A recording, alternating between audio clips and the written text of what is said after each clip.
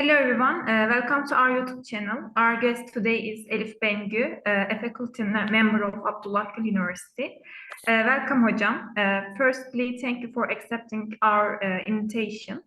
Can you briefly talk about yourself before starting the interview? Definitely. First of all, thank you for inviting me. So as you said, my name is Elif Bengü. I'm an assistant professor for Abdullah Gül University, which is a public university. I also want to mention this because I know that there will be audience listening us. We are located in Kayseri, Turkey. I'm wearing various hats in this institution. I'm the coordinator for the Center for Learning and Teaching. And I'm also coordinating the Global Issues and Responsibilities curriculum, which I know that you're doing this project for. Thank you. Last but not least, I'm also the head of the Common Courses department. Okay, thank you. Now, our first question is, what is SDG4, quality education? SDG quality education is part of United Nations Sustainable Development Goals. As you know, there are 17 goals, and in short, we call them SDGs. And quality education is one of it, and it's the fourth goal. Okay, now I want to ask that what is the main goal of the SDG4? There are various targets that are initiated with the goal, and its main goal is to ensure that we provide inclusive and equitable quality education. And also its goal is to promote lifelong learning opportunities for all. And of course, it's also aiming to ensure this inclusive and equitable quality education for everyone too. Another main question is, what are the outcome targets of SDG4?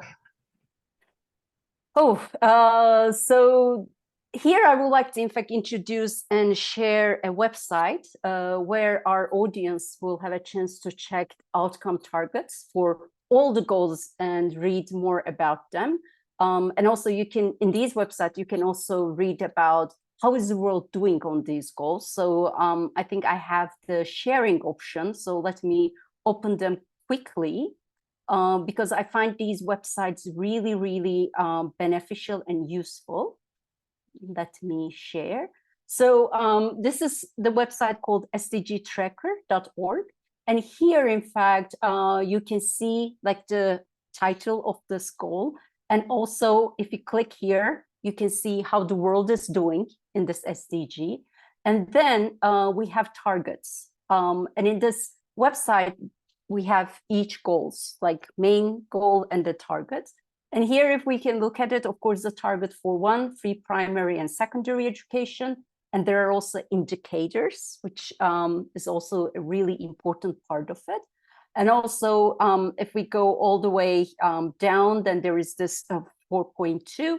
And in each page, you can also see what has been world doing about these indicators. So I'm also sharing this website in case the audience also would like to have a look at.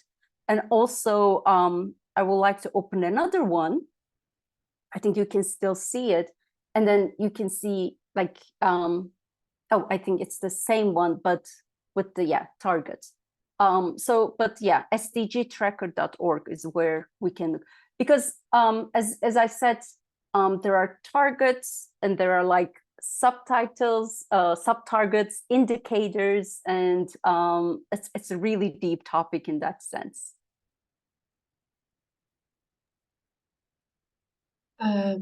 We all talk about the importance of the education. We always says that education is important for everyone. But why? Why is SDG4 quality education is important? Well, let me take you again to the targets. I will just share one thing quickly. As you can see, when we look at the targets, so it's the target 4.1 is free primary and secondary education. And then we have equal access to quality pre-primary education.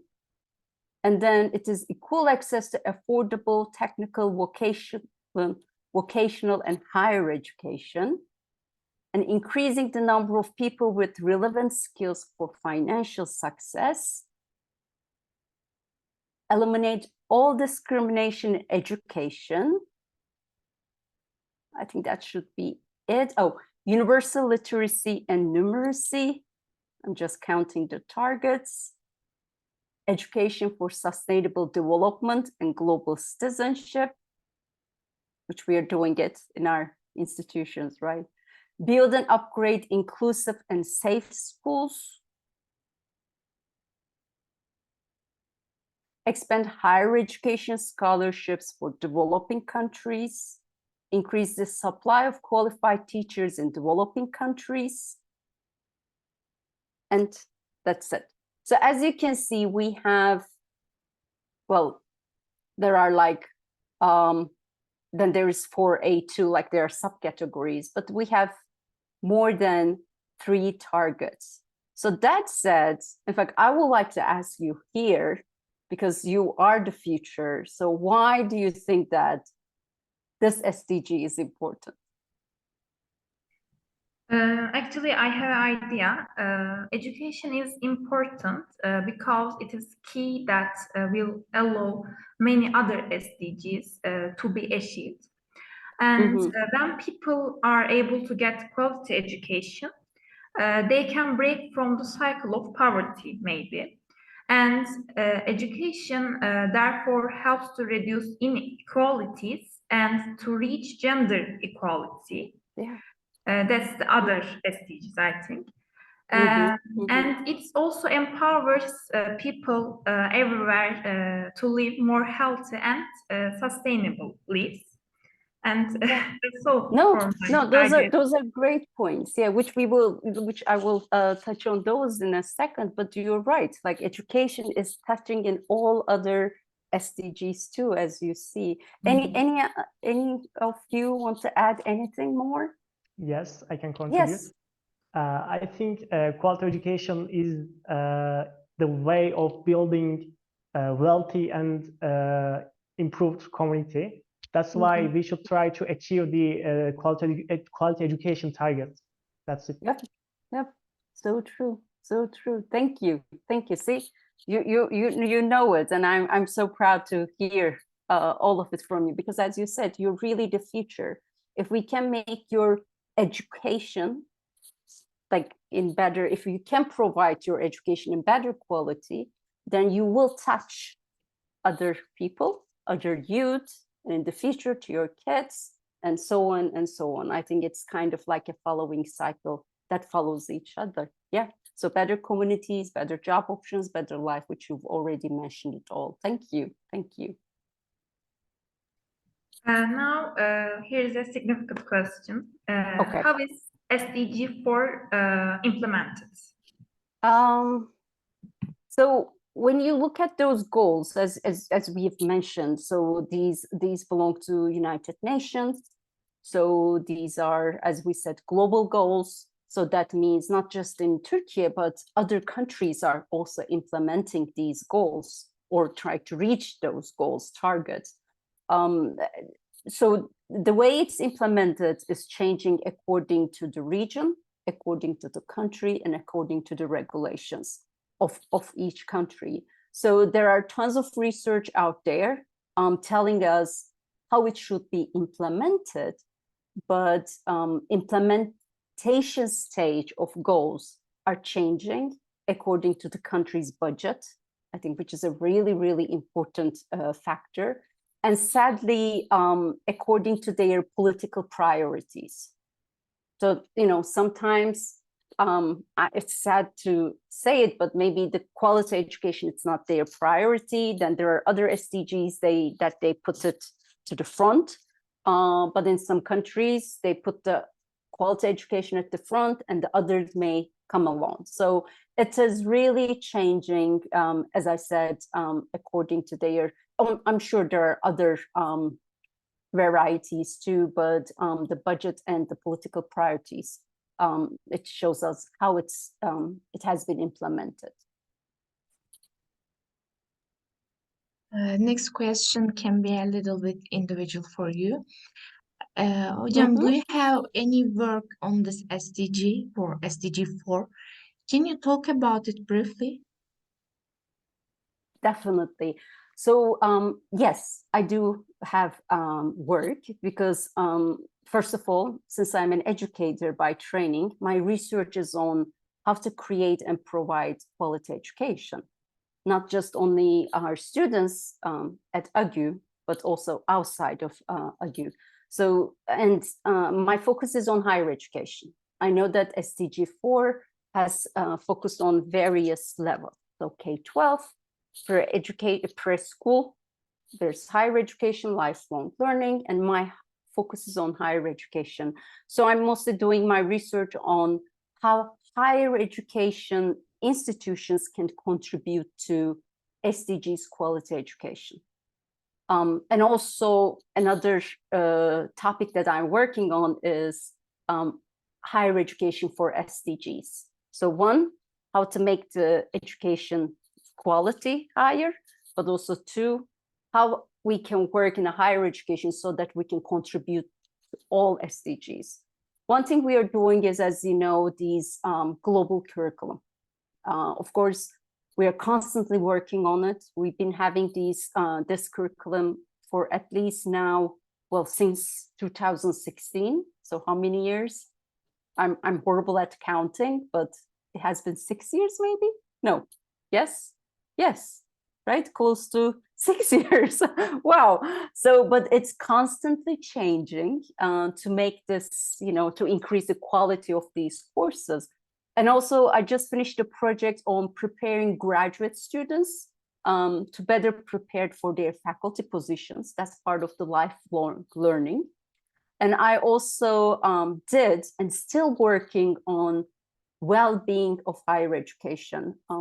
As you may, so well-being, which SDG is that? Do you remember? Well-being? Good health and well-being. I don't remember, hocam. You don't remember? No. Good health and well-being. Which SDG? It's in the first 5, and the color is green. Maybe you will remember that way. 3 hocam. 3 SDG Yes, 3. yes. SDG 3 is good health and well-being, and I'm currently working on how we can contribute to higher education institutions' well-being. I see it as a crucial part of, again, quality education. So so SDG 3, good health and well-being. Since I'm working on it, as you can see that, which you already mentioned it too in our pre-conversation before this recording, you also said that all 17 SDGs are interconnected, which is so true. And education is a crucial part of it. I cannot think about SDG 4 without SDG 3, good health and well-being, also without SDG 5. Do you remember SDG 5? It's the, I think, pink one.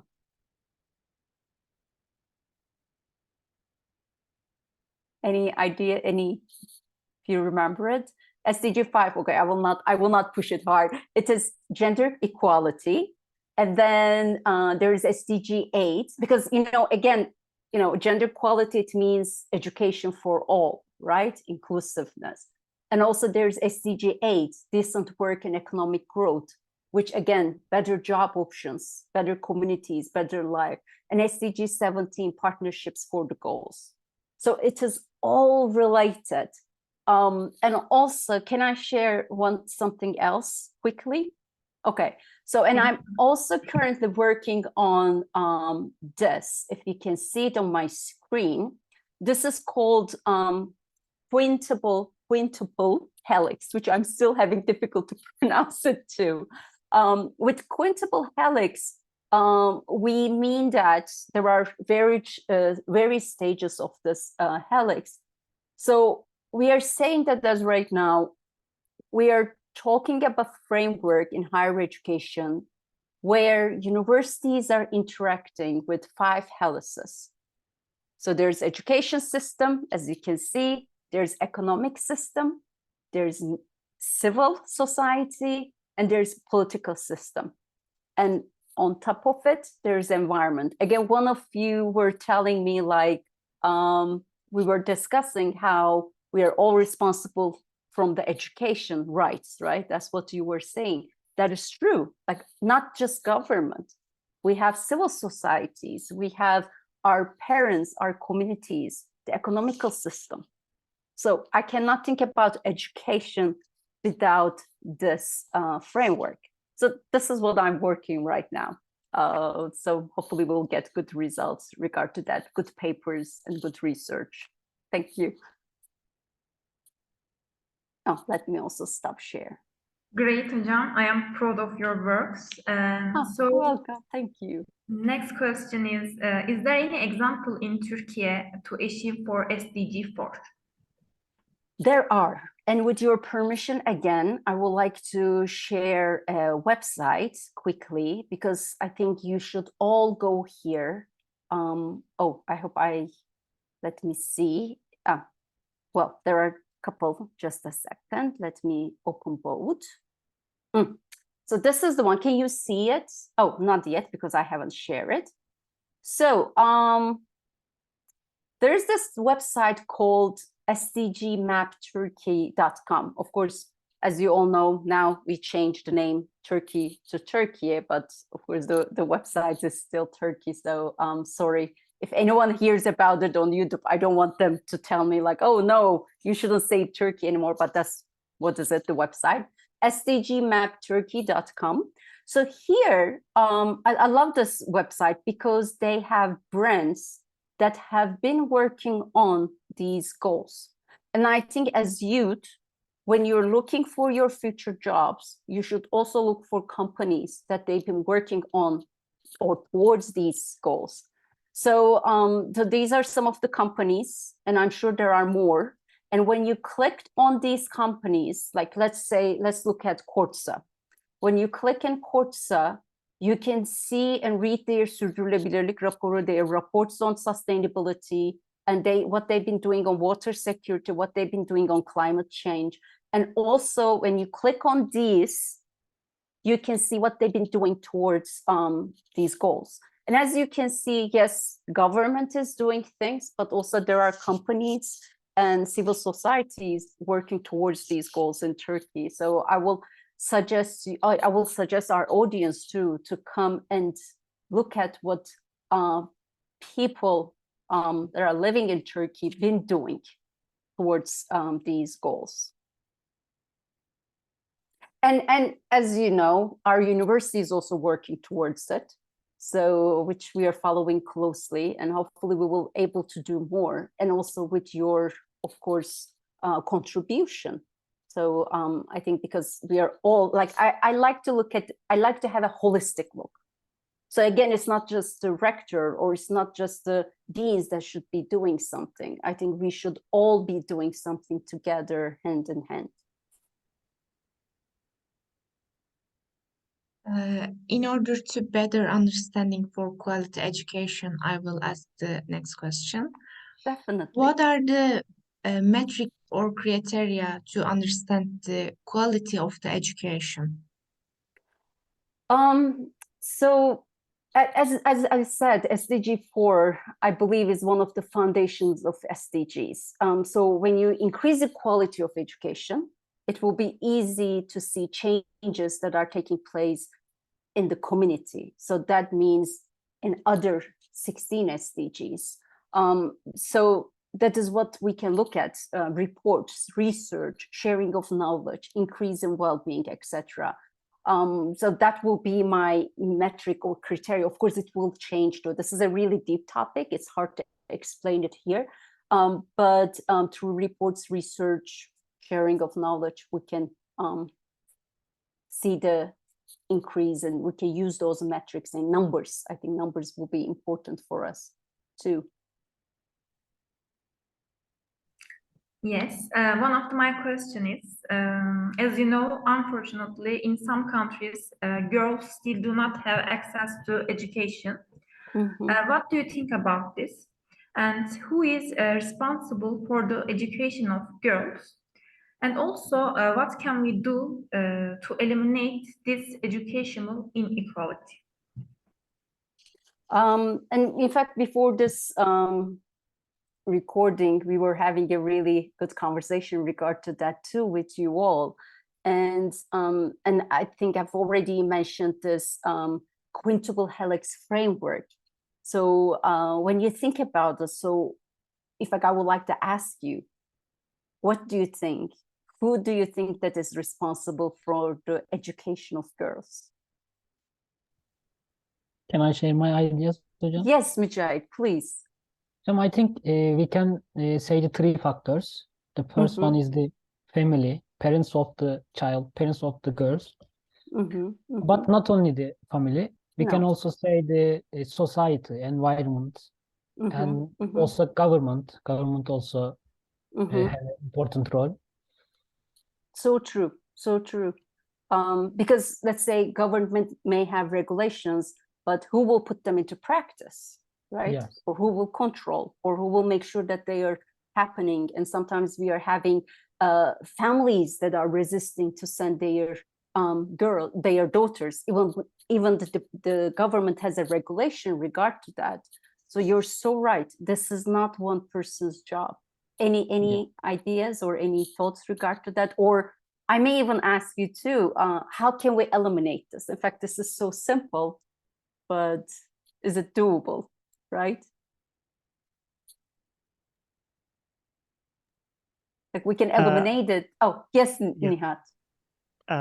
Sometimes parents don't allow their daughters to go to school, take education.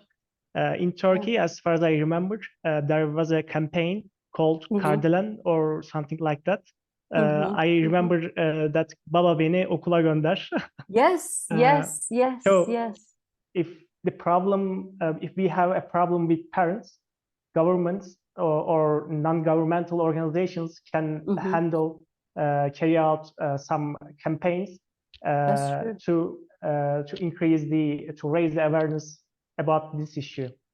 No, on the other hand, if the government doesn't support daughters, girls' education, we can come together with non-governmental organizations or individuals, families, to force the government to provide us what we want.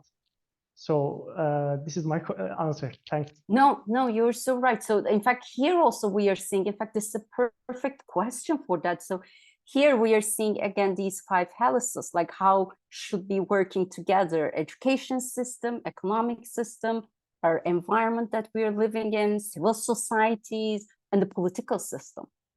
I think we should all be working together to reach those targets. And then I think this girls' access to education is a great example. So thank you for asking this question.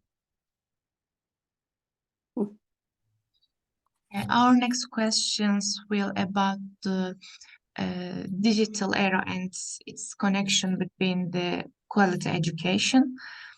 We are of the opinion that the impact of the digital era on the education planning mentioned for current period and future is quite high. We believe that the digital era will bring a new perspective to quality education. And my question is, what opportunities has the digital era brought us to promote lifelong learning? Are we dependent on the educational institution to take education?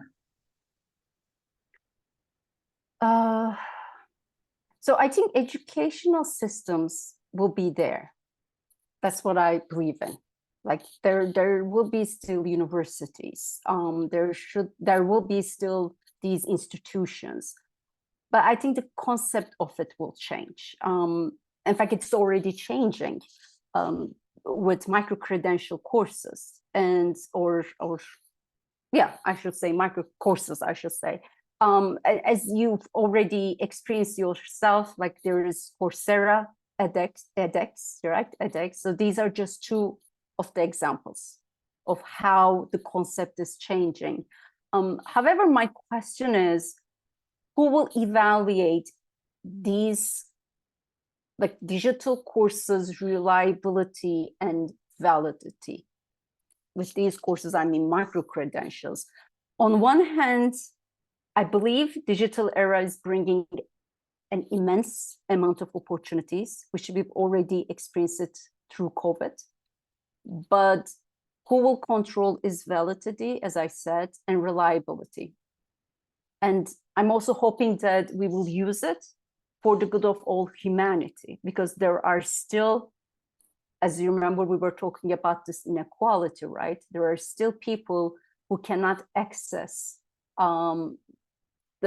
like even at the COVID time, there were still some students who couldn't access to the courses because they didn't have a computer or they didn't have an internet system, wireless networks. Well, Nihat, I'm sure you know the wording better than I do since you are from computer engineering. But yeah, so how are we going to make sure that we will provide to everyone? So I think that will be a tricky thing. So, and again, I think besides quality education, then we need to reach to other SDG goals to able to do that. Yeah, and I don't know, maybe you can also with the at the end, in fact, do you have another question for me? Or because I also want to hear what do you think about this digital era too? Actually, we have a one question. Okay. Then yes, bring that too. Okay. Let me ask, how does the concept of the digital age that we live in affect education and the quality of education? So, as I have just mentioned, it is affecting, I think, and I think it's affecting in a good way. On the other hand, even my master is on distance education, educational technologies. I have this love and hate relationship with technology. Like, I believe it's efficiency, but there are times that I hate it. I just hate it. I'm like, why do we have this? But to, to have an effective experience with that, I think we need to educate, train, inform our students, and not, in fact, just our students and instructors, but also families, our community, our stakeholders about the digital age and the ways we can get benefit out of it, and how should we be working together. So I think those are the things that we should consider. And again, we should be working hand in hand. And I believe that's how we can increase the quality education, because over and over, as I said, this is not one person's job. We should all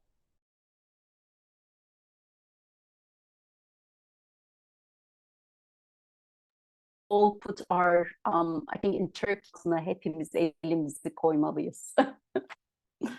So that's the only way we can reach it. Okay, Hocam, do you have any question for us? Well, I know our time is also coming to an end. Thank you so much for this opportunity. I did my best to provide you my own thoughts. These are all my thoughts, not related to any institution. So I hope it's at least made people maybe will think about what is next, or what kind of things we can do to change the world. Thank you, Hocam, also for your all answers and sharings. And I hope it was useful video for everyone. And Yes. Thanks for watching, and please don't forget to subscribe and like to our channel. Yes, I will go and like it too. Thank you. Okay, bye-bye. Bye-bye.